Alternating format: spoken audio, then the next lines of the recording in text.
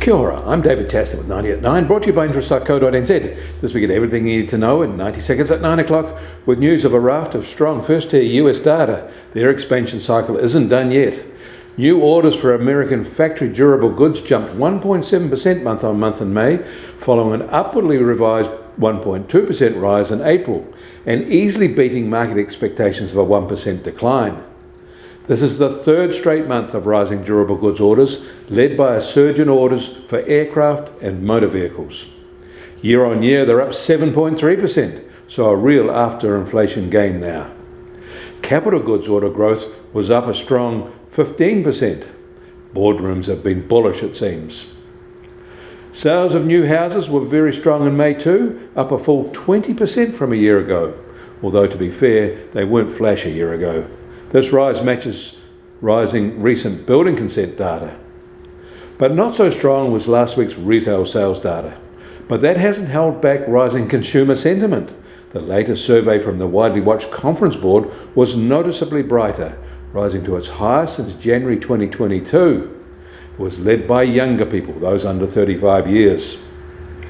In Canada, falling energy costs allowed their May CPI inflation data to fall to 3.4% from 4.4% in the previous month, the lowest since June 2021, but it is in line with market expectations. In China, with a spreading ban on commentary Beijing doesn't like, including of respected commentators on the independent Caixin platform, it is becoming harder to discern what is going on in their economy.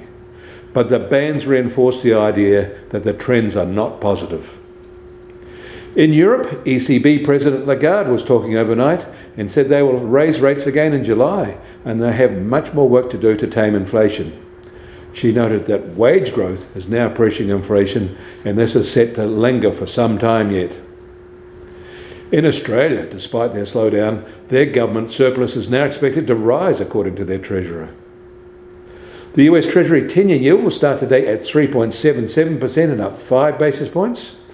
But the price of gold will start today at $1,912 an ounce, and that's down $13 from yesterday.